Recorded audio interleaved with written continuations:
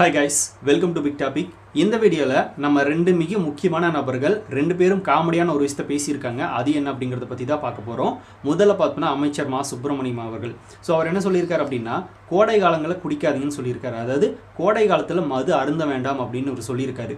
சரி அப்படின்னா வந்து மது கடையில திறந்து கிடக்கு அப்புறம் குடிக்காம என்ன பண்ணுவாங்க அப்படின்னு கேட்கறாங்க அப்படின மாதிரி இவரே சொல்றாரு. அதுக்கு பதிலும் பார்த்தோம்னா என்ன சொல்றாரு அப்படின்னா மெடிக்கல் ஷாப் கூட தான் பார்த்தோம்னா திறந்து கிடக்கு அதுல விஷம் விக்கிறாங்க. அதுக்கு அதை வாங்கி குடிச்சிர முடியுமா? நமக்கு எது தேவையோ அதை எடுத்துக்கணும் அப்படின மாதிரி பார்த்தோம்னா இவர் கருத்து முன் வச்சிருக்காரு. நல்ல கருத்து, சூப்பரான ஒரு கருத்து தான். இவர் நினைச்சிட்டார் அப்படி. அதாவது கோடை காலத்தில் குடிக்காதீங்க அப்படின்னு இவர் சொல்கிறாரு அப்படின்னா மது கடைகளை மூடணும். அதுதான் உண்மையான விஷயம். அது திறந்து கிடக்குது அப்படின்றக்காக மெடிக்கல் ஷாப்பும் திறந்து கிடக்கு அதில் விஷம் விற்பாங்க, அதை வாங்கி கொடுக்க முடியுமா அப்படின்னு மாதிரி இவர் கேட்குறாரு. எந்த மெடிக்கல் ஷாப்பில் பார்த்தோம்னா விஷம் விற்கிறாங்க அப்படிங்கிறது நம்மளுக்கு தெரியலையே. பாய்சன் அப்படிங்கிறது பார்த்தோம்னா மெடிக்கல் ஷாப்பில் கூட விற்கிறாங்களா? இவர் சொல்லி தான் நம்மளுக்கு தெரியுது. அந்த அளவுக்கு தான் பார்த்தோம்னா மெடிக்கல் ஷாப்பில் இப்போ எங்கிட்டு இருக்கா அப்படின்ற மாதிரி ஒரு கேள்வி நம்மகிட்ட கேட்கலாம்ல. என்ன திமுக ஆட்சியில் இதை வைக்கிறாங்களே நமக்கான எது தேவையோ அதை பார்த்து நம்ம தான் பயன்படுத்திக்கணும் அப்படின்னு சொல்லியிருக்காரு. எது தேவை அப்படிங்கிறது உங்களுக்கே தெரியுது இல்லை? அப்படின்னா மது அப்படிங்கிறது தேவையான ஒரு விஷயமா? மக்கள் பார்த்தோம்னா அதை குடிச்சு பார்த்தோம்னா எத்தனையோ பேர் உயிரிழந்துட்டு இருக்காங்க, எத்தனையோ பேர் உடல் உறுப்புகள் பார்த்தோம்னா செயலிழந்துட்டு இருக்கு. இதெல்லாம் தேவையில்லாத ஒன்று அப்படின்னு உங்களுக்கு தெரியலையா? அப்படின்னா மது விற்கக்கூடாது இல்லை? அது தேவையில்லாத ஒன்றுன்னு உங்களுக்கே தெரியுது இல்லை? அப்புறம் எப்படி பார்த்தோம்னா மக்களை குடிக்க சொல்லி நீங்களே வித்துட்டு இருக்கீங்க. எது தேவையோ அதை தான் நீங்கள் தான் எடுத்துக்க சொல்கிறீங்க. மது அப்படிங்கிறது தேவையில்லாத ஒன்று, எதுக்கு நீங்கள் விற்கிறீங்க? நீங்கள் விற்கிறதுனால தானே அவங்க வாங்குறாங்க. ஸோ அதை பார்த்தோம்னா நீங்கள் மூடலாம் இல்லை அப்படின்னு நம்ம கேட்கலாம். சரி மது கொள்கை பார்த்தோம்னா ஃபுல்லாமே நாங்கள் அமல்படுத்துருவோம், மது விலக்குன்றதே இருக்காது அப்படின்னு மாதிரி பார்த்தோம்னா சொல்லியிருந்தீங்க. இப்போ அதே தான் பண்ணல. அட்லீஸ்ட் இந்த கோடை காலத்துலையாவது பார்த்தோம்னா ஒரு மாதமாவது அதை வந்து மூடி வைக்கலாமே. அப்போ யார் போய் குடிக்க போகிறா? முழுமையாக தான் மூட முடியல. அட்லீஸ்ட் ஒரு மாதமாவது மூடினீங்க அப்படின்னா எல்லாரும் பார்த்தோம்னா கொஞ்சம் சேஃப்டியாக இருப்பாங்கல்ல. நீங்கள் குடிக்க வேணாம் அப்படின்னு சொன்னாலும் யாரும் கேட்க போகிறதில்ல, எல்லாரும் குடிக்க தான் போகிறாங்க. மூடினா யாரும் கண்டிப்பாக குடிக்கிறதுக்கு வாய்ப்பு இல்லை. ஸோ அதனால் பார்த்தோம்னா ஒரு மாதமாவது மூடி வைக்கலாமே அப்படின்ற மாதிரி ஒரு கேள்வி நம்ம கேட்கலாம்ல. சரி ஓகே, அது எல்லாத்தையும் தாண்டி இன்னும் சொல்லுவாங்க இதெல்லாம் மூடினாங்க அப்படின்னா அவன் வீட்டிலே பார்த்தோம்னா கலாச்சாரம் காய்ச்ச ஆரம்பிச்சிரும் அப்படின்னு. ஸோ அதை தடை பண்ணிட்டு தானே பார்த்தோம்னா நீங்கள் மது கொண்டு வந்திருக்கீங்க. அதே மாதிரி இதையும் தடை பண்ணுங்கள். அதுக்குண்டான எதாவது மது கொள்கை கொஞ்சம் கொஞ்சமாக அமல்படுத்தும் இருக்குன்னு எதாவது திட்டத்தை கொண்டு வாங்க. ஸோ அதையும் பண்ண மாட்டீங்க, எதுவுமே பண்ண மாட்டீங்க. மக்களை குடிக்காதீங்க அப்படின்னு மட்டும் சொல்கிறது. இப்படி இருந்தாலும் சொன்னாலும் கேட்க மாட்டாங்க, போய் குடிப்பாங்க, நம்மளுக்கு பார்த்தோம்னா காசு வரப்போகுது.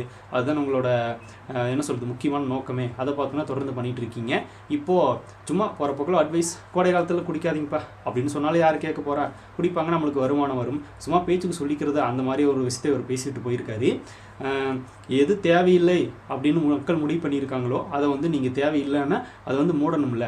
மக்கள் எதுக்கிறதே பார்த்தோன்னா மது கடைகள் எதுக்குறாங்க, அது தேவையில்லாத ஒன்று தானே அப்படின்னு நீங்கள் அதை மூடிட்டு போக வேண்டியதானே.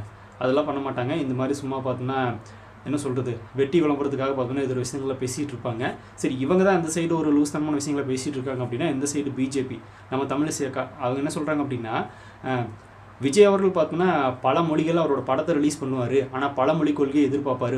அவங்க கட்சியில் இருக்காங்களா இல்லை வெளியே இருக்காங்களான்றது தெரியல. உங்கள் கட்சியில் பல மொழியெல்லாம் கொண்டு வரலக்கா, மும்மொழி தான் கொண்டு வர்றீங்க. இப்போ ஹிந்தி அப்படிங்கிற பேரில் பார்த்தோன்னா மும்மொழியை கொண்டு வர்றீங்க, மும்மொழி கொள்கை தான் நீங்கள் பேசிகிட்டு இருக்கீங்க. இப்போ என்ன பல மொழின்னு பேசுகிறீங்கன்றது தெரியல. பல மொழிகள்னால் நீங்கள் என்ன இந்தியாவில் இருக்கிற எல்லா மொழிகளையும் பார்த்தோன்னா படிங்கன்னு கொண்டு வர்றீங்களா, இல்லை உலகத்தில் இருக்கிற எல்லா மொழிகளையும் படி அப்படின்னு கொண்டு வர்றீங்களா? பல மொழின்னு பேசுறதுக்கு மும்மொழி ஹிந்தி கொண்டு வர்றீங்க, அது ஒன்று தானே. மற்ற எத்தனை லாங்குவேஜஸ் பார்த்தோன்னா நீங்கள் உள்ளே கொண்டு வந்துட்டீங்க படிக்கிறதுக்கு? வெறும் ஹிந்தி கொண்டு வந்துட்டு பார்த்தோன்னா இதுவே பல மொழின்னு பேசிக்கிறீங்க. விஜய் அவர்களோட படங்களுக்கு பார்த்தோன்னா பல மொழிகளை ரிலீஸ் பண்ணுறாங்க அப்படின்னா சினிமாவும் ப்ளஸ் வந்து படிப்பும் ஒன்றா அப்படின்னு தான் நம்மளுக்கு கேட்க தோணுது. சினிமா அப்படிங்கிறது எந்த லாங்குவேஜஸில் ரிலீஸ் பண்ணாலும் அந்த லாங்குவேஜ் பொருள் அப்படின்னாலும் கூட அந்த சீனை பார்த்துட்டே இருப்பாங்க, கீழே சப்டைட்டில் போடுவாங்க, அது கூட பார்த்து தெரிஞ்சுக்குவாங்க. எந்த லாங்குவேஜஸில் ஒரு படம் ஓடினாலும் சப்டைட்டில் வந்து இங்கிலீஷில் மட்டும்தான் போடுவாங்க. இப்போ வந்து ஹிந்தி படத்துக்கு பார்த்தோன்னா தமிழில் சப்டைட்டில் போடுறது கிடையாது, அங்கே இங்கிலீஷில் தான் போடுவாங்க. அதே மாதிரி தமிழ் படத்துக்கும் பார்த்தோன்னா வந்து ஹிந்தியில் சப்டைட்டில் போட மாட்டாங்க, கீழே இங்கிலீஷில் தான் போடுவாங்க. அதனால் அவங்க மொழி அப்படிங்கிறது படிச்சுக்கிட்டு அதுக்கப்புறமா இங்கிலீஷ் தேவை அதை படிச்சுக்கிட்டா போதும். இந்த ஹிந்தியெல்லாம் பார்த்தோன்னா பெரிய அளவில் தேவையே கிடையாது. தேவையில்லாமல் படிப்பை சம்மந்தப்பட்டது கொண்டு வந்து பார்த்தோன்னா சினிமாக்குள்ளே புகுத்தாதீங்க. இப்போ நீங்கள் சொல்கிறீங்களே ஹிந்தி அப்படிங்கிறது முக்கியம் அப்படின்னு, அப்படின்னா தமிழில் பார்த்தோன்னா நார்த் சைடு கற்றுக்க உண்டான ஏதோ ஒரு சட்டத்தை பார்த்தோன்னா அவங்க கொண்டு வந்து அதை ஏற்றுக்கிட்டு படித்தாங்க அப்படின்னா நம்மளும் பார்த்தோன்னா இங்கே ஹிந்தி ஏதாவது அலோவ் பண்ணலாம் அப்படின்னு தோணுது. தமிழிசை அப்படின்னு பேர் வச்சிருக்கீங்களே, தமிழை கொண்டு போய் நார்த் சைடு சேர்க்கறதுக்கு பார்த்தோன்னா உங்கள் கட்சியில் ஏதோ ஒரு ஐடியா கொடுங்க மோடி அவர்களுக்கு, அவங்க அதை பின்பற்றட்டும். அதுக்கப்புறமா நம்ம தமிழ்நாட்டில் ஹிந்தி கொண்டு வரலாமா அப்படிங்கிறத பற்றி யோசிப்போம். சரி ஓகே, இந்த மாதிரி ஏதாவது பார்த்தோன்னா சில முட்டாள்தனமான விஷயங்களை பார்த்தோன்னா திமுகவும் சரி பிஜேபியும் சரி பேசிகிட்டே இருப்பாங்க. இதுக்கு உட்காந்து ரிப்ளை கொடுக்குறதே நம்மளுக்கு வேலையாக போச்சு. இனி தொடர்ந்து அதாவது வேலையாக தான் இருக்க போகுது அப்படின்னு நினைக்கும் போது தான் ரொம்பவே வருத்தமாக இருக்குது.